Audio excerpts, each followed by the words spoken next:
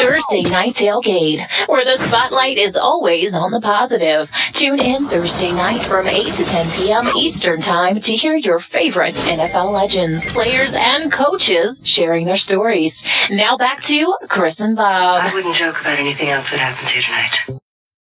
Hey, we are back on Thursday Night Tailgate, and we are joined by former Raiders two-time Super Bowl champion tackle Bruce Davis. Let me remind you about Bruce's background. He's from Rutherton, North Carolina, played his college ball at UCLA.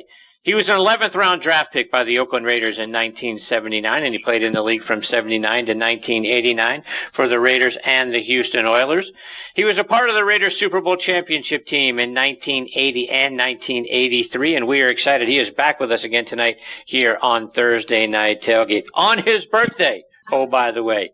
Happy birthday, Bruce. Chris and Bob here. Hey, Thanks Bruce. for taking time away from the celebration to come back on the show.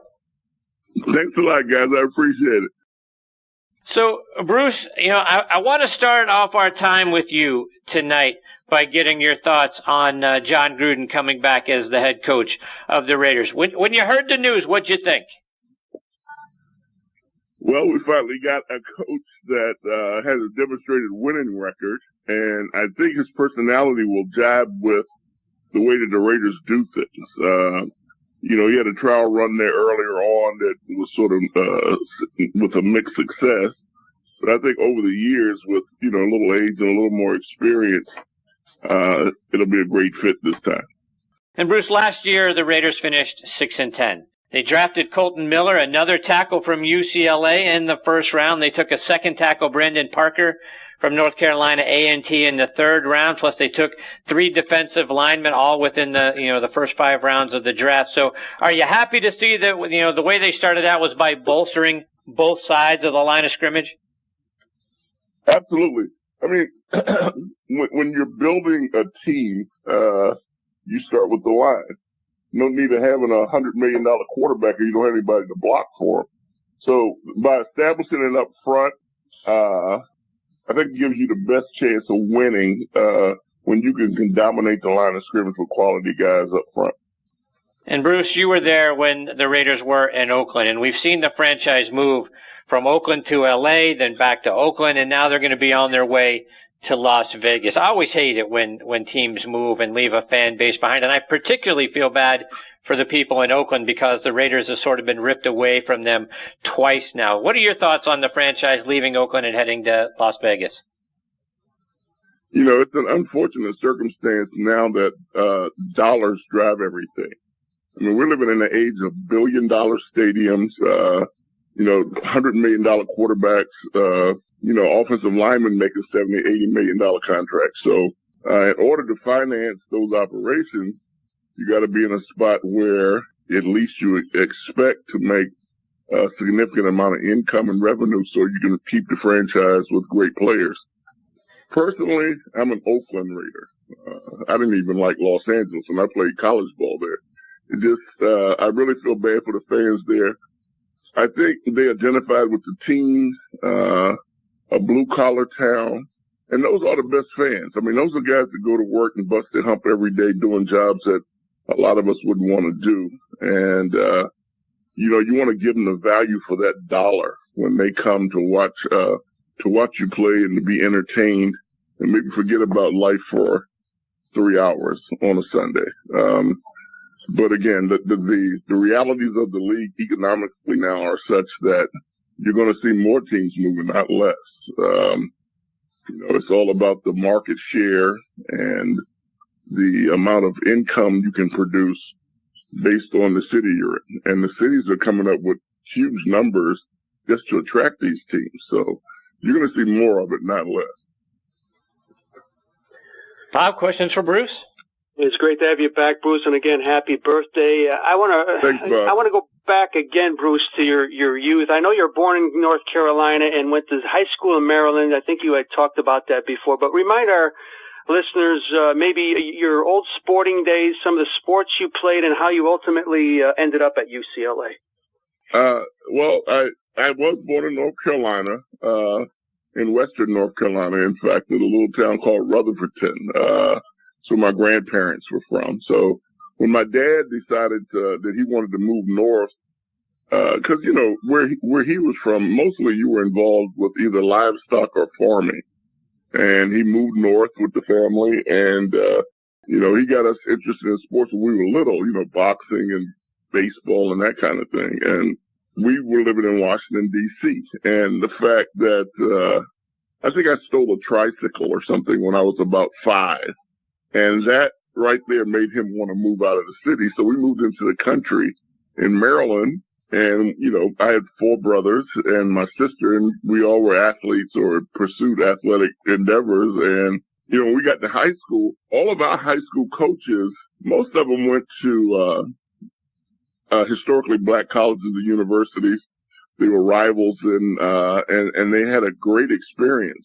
So when I started playing football, it was just understood you're going to play basketball for Coach Stewart. And when track season came around, you're going to run track for Coach Coleman.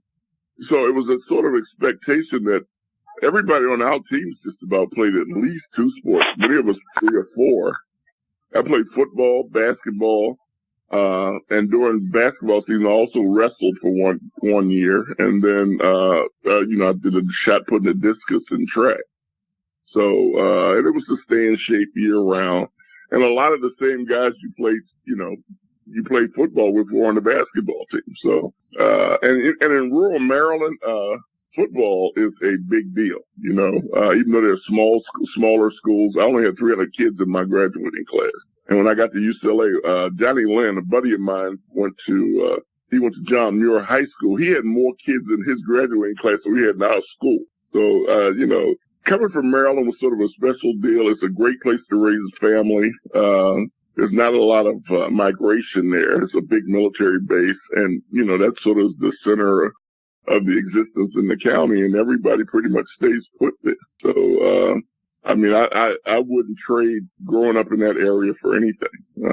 I have lifelong friends there, and just people that you really care a lot about and care a lot about you is something that you don't see a lot now, especially living in big cities.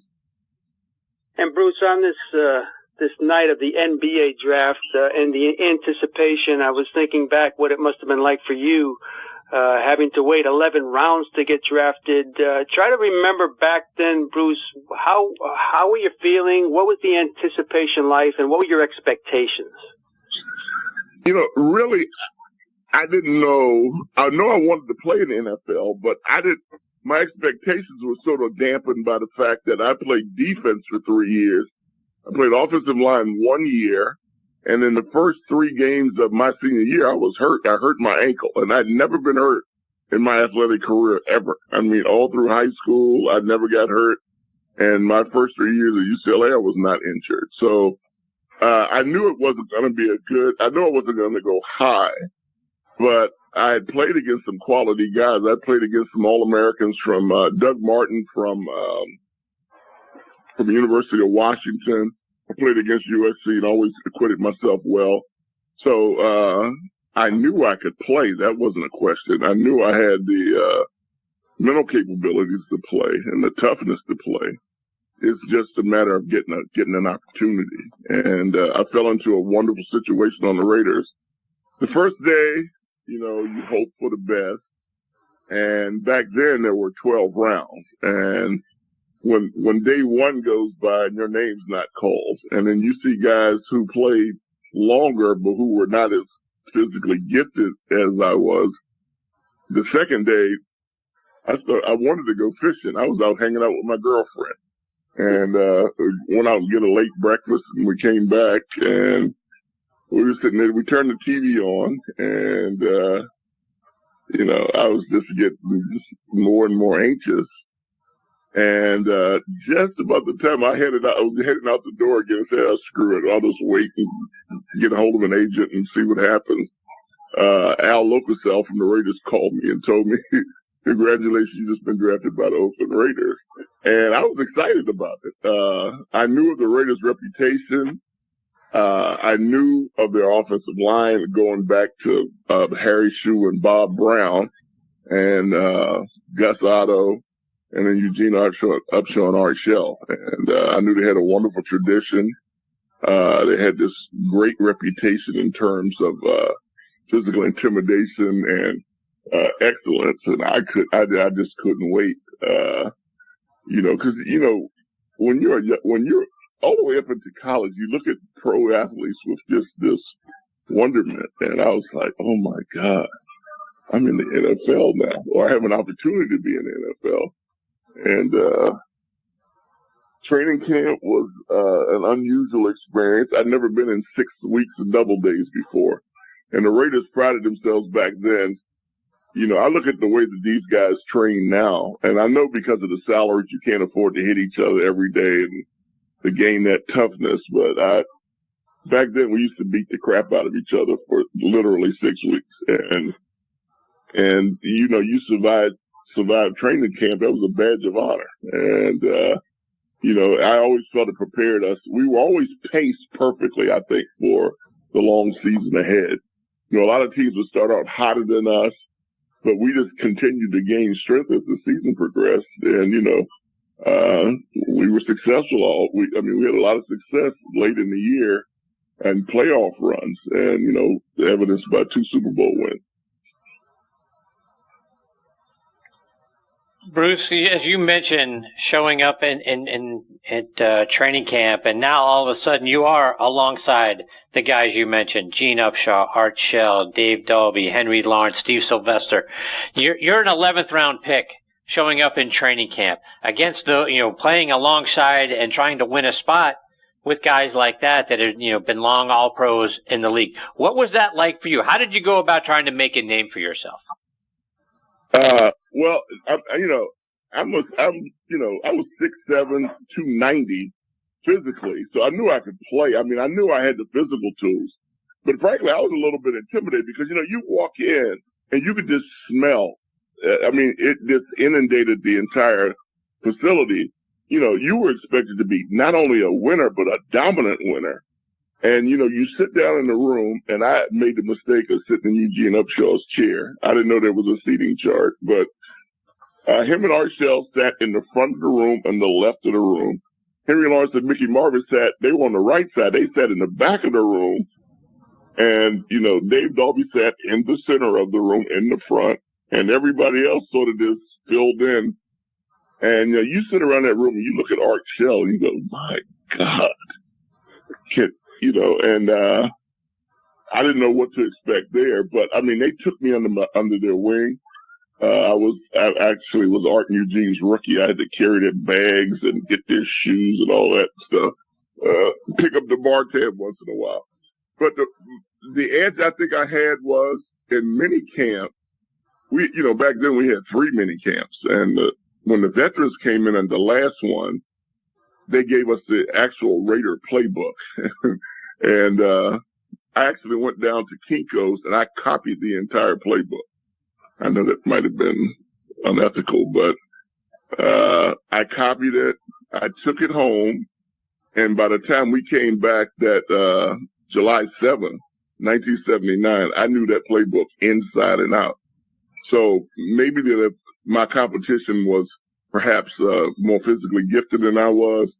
They weren't going to know the offense like I did. I learned every offensive line position, all the calls, all the adjustments, and I prided myself on not making mental mistakes. And it held me in good stead.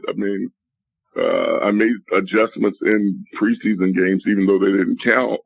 The coaches gave me pats on the back for it. That was a heads-up play, great job there. And it was just a matter of being mentally prepared for it. And in the NFL, that's the biggest difference. It's the mental preparation to play, and your will has to be sufficient that it transcends your physical skills, because everybody in the NFL is a talented athlete. You don't get to that level without being able to play. It's just a matter at that point of will and technique and learning. So, I try to always have that edge. I couldn't run out of sight in a day and a half, but I was strong. I knew where you had to meet me in order for you to beat me on a pass rush. And UCLA, we were fundamentally sound all through UCLA. they were a technician school, so I learned the technique in college. And then, so I never worried about run blocking. I could knock anybody off the ball. In fact, the only two people in my career I couldn't knock off the ball at least sometime was Manu Tuiasosopo, who played against me every day in practice, and this guy Reggie Dawson played at the Rams. But beyond that, if you lined up in front of me, I felt like I had a really good shot of, making you go where I wanted you to go. In the pros, the big thing is the pass pro, the pass protection. And if you get all of the idiosyncrasies that go along with that and being a really good player then you got a real shot at having some long-term success in the NFL. Bruce, one more before we let you go, and I'm really curious. The Raiders, and I think you mentioned this a little while ago, always had that bad boy, tough image. And the Super Bowl in 1980 that you guys won, it was played in New Orleans in the Superdome. If there's a place where guys are going to get in trouble, New Orleans is ripe for that. How did Tom Flores keep you guys out of trouble and ready to play in the Super Bowl game? Was there a strict curfew? What did he do to get you guys, let you have some fun, but make sure you guys didn't have too much fun?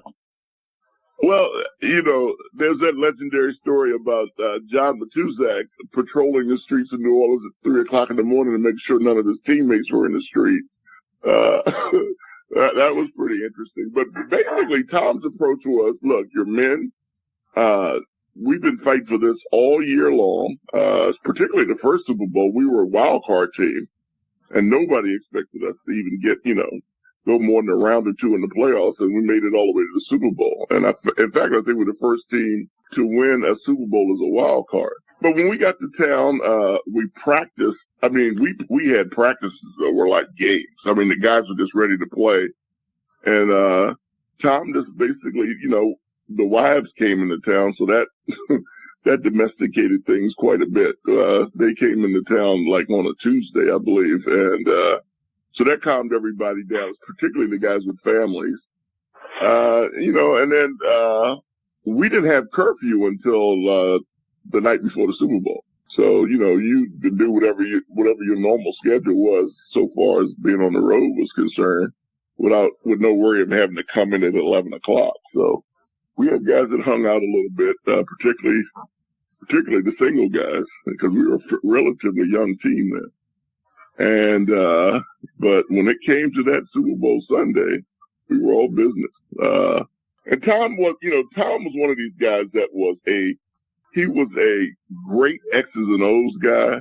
He was understated, which, I think the reason he's not in the Hall of Fame was because he wasn't a guy that was boisterous. He wasn't a guy that was, self-promoting. He just did his job, and he did it quietly with professionalism and respect.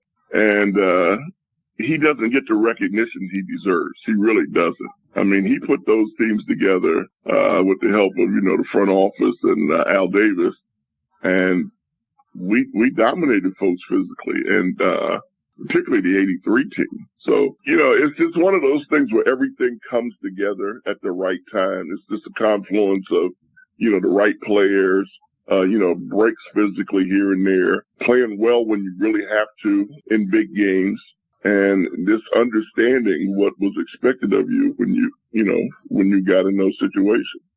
So it was a fantastic place to be a player.